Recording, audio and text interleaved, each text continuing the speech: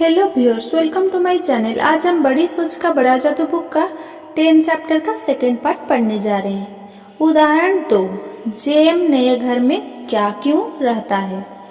हर बड़ा निर्णय लेते समय मस्तिष्क खुद के साथ युद्ध करता है, काम करें या ना करें, करे कि ना करे।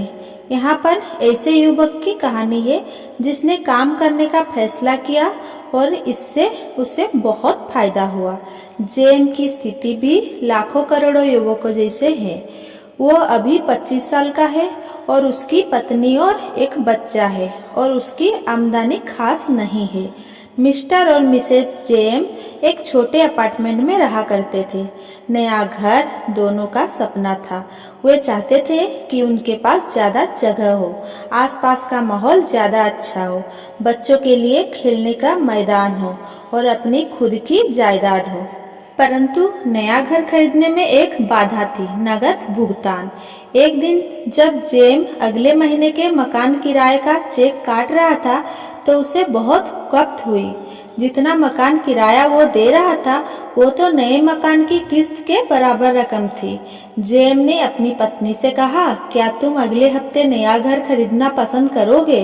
पत्नी ने पूछा, आज तुम्हें हो क्या गया है? क्यों मजाक कर रहे हो?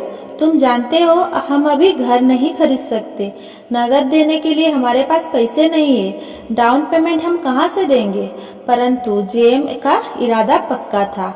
हमारी तरह के लाखों लोग होंगे जो किसी न किसी दिन नया घर खरीदने के सपने देखते होंगे, परंतु उनमें आधे से ज्यादा लोग कभी भी अपने सपनों का घर नहीं खरीद पाते। कोई ना कोई चीज आकर उन्हें ये रोक देती होगी। हम घर खरीदेंगे। मैं नहीं जानता कि हम डाउन पेमेंट कहाँ से लाएंगे, परंतु हम किसी न किसी तरह ऐसा कर लेंगे।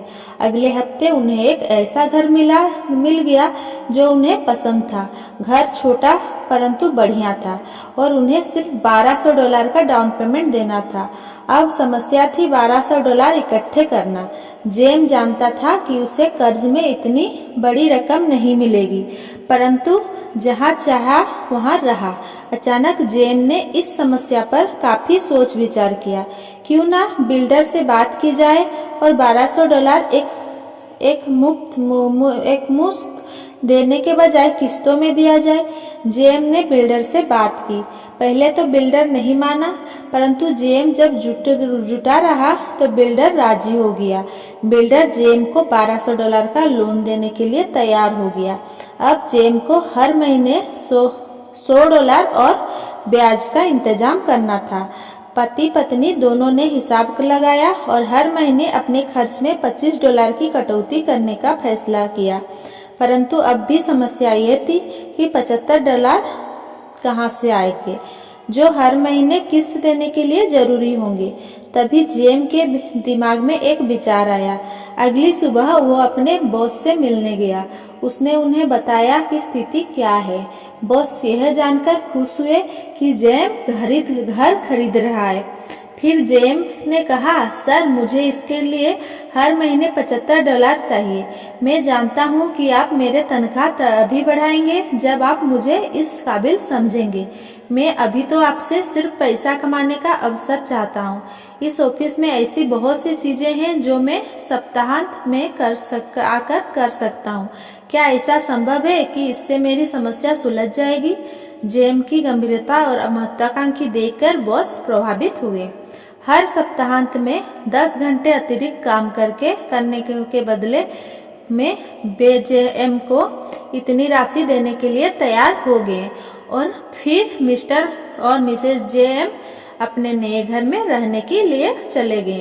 पहला, जेम के मन में काम करने का दृढ़ संकल्प था, जिससे उसे लक्ष्य की प्राप्ति में सहयोग मिला। दूसरा, जेम ने विश्वास से भर गया। इसके बाद अगर उसके सामने कोई बड़ी परिस्थिति आती थी तो उसके लिए कर्मठता दिखाना आसान होगा। तीसरा, जेम ने अपनी पत्नी और अपनी बच्चों को उनके सपनों का घर दिलवा दिया। अगर उसने आदर्श स्थितियों का इंतजार किया होता, घर खरीदने को टाला होता, तो हो सकता था कि वे लोग कभी अपने खुद के घर में नहीं रह पाते।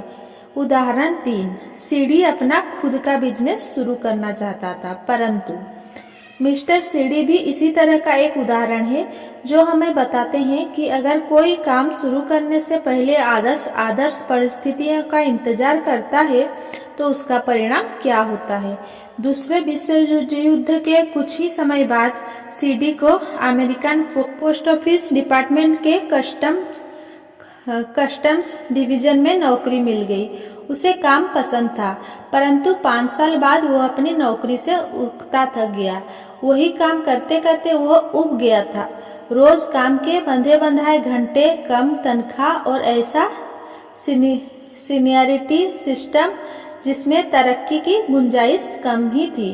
तभी उसके मन में एक विचार आया। उसे इस बात का काफी ज्ञान हो चुका था कि सफल आयात कैसे किया जा सकता है। क्यों ना वो कम कीमत के तोहफे और खिलौने आयात करने का बिजनेस शुरू करे। सीडी कई सफल आयातकों को जानता था जिनके पास इस बिजनेस का उसके जितना ज्ञान नहीं था।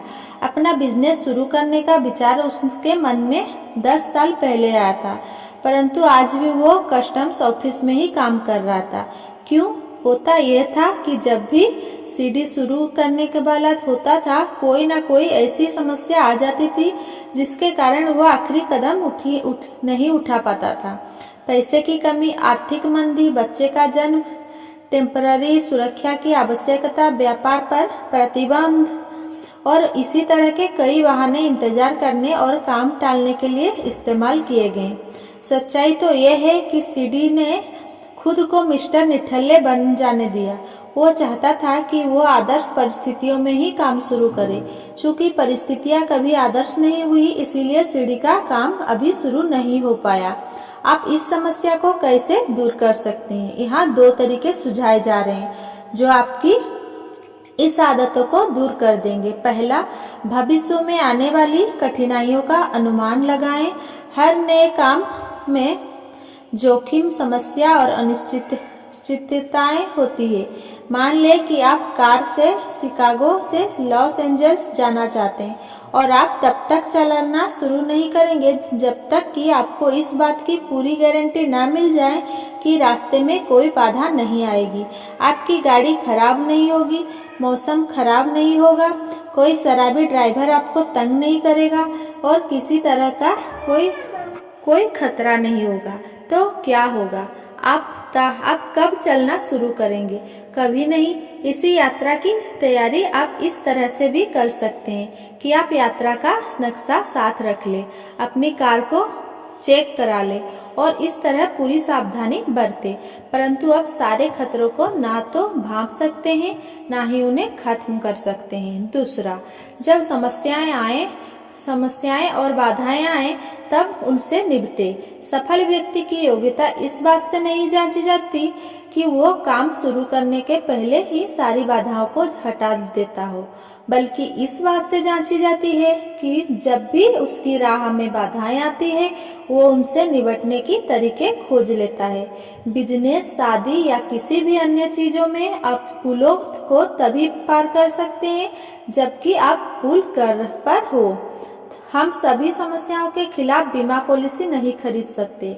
अपने विचारों के बारे में कुछ करने का मन बना ले। 5 या 6 साल पहले एक बहुत ही योग्य प्रोफेसर ने मुझे बताया कि वे एक पुस्तक लिखने की योजना बना रहे हैं। वे कुछ दशक पहले के एक विवादास्पद व्यक्ति की जीवनी लिखना चाहते थे। उनके विचार न सिर्फ रोचक थे बल्कि शानदार थे। उनमें दम था, लोगों को मंत्रमुग्ध करने की क्षमता थी। प्रोफेसर को पता था कि वो क्या करना चाहते थे और उन्हें अपनी बात किस तरह कहनी चाहिए। इस पुस्तक के पूरा होने पर उन्हें अंदरूनी संतोष तो मिलता ही था, साथ ही प्रतिष्ठा और पैसा भी काफी मिलता। पिछले साल मैं उसी मित्र से फिर मिला और मैंने अनजाने में उससे यह पूछ लिया कि क्या उसकी पुस्तक पूरी हो गई। यह मूर्खतापूर्ण सवाल था क्योंकि इससे मैंने उसके पुराने घाव को कुरेद दिया था।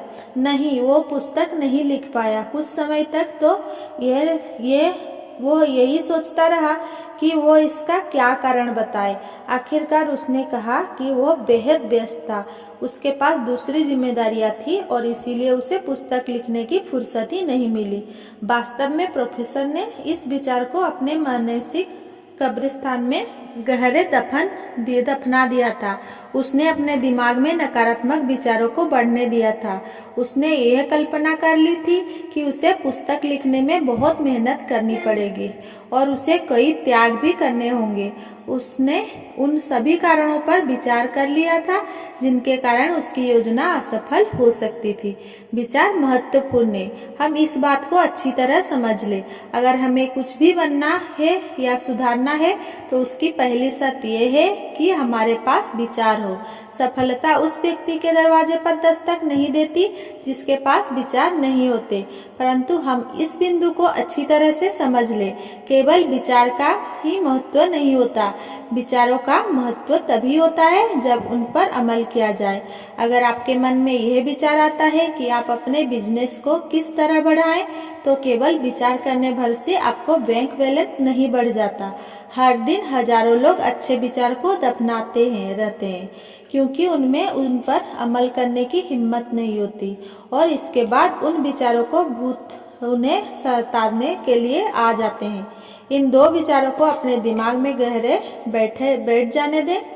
पहली बात तो यह कि अपने विचारों पर अमल करने के उन्हें मूल्यवान बनाएं। चाहे विचार कितना ही अच्छा हो, यदि आप उस पर अमल नहीं करेंगे तो आपको जरा भी लाभ नहीं होगा।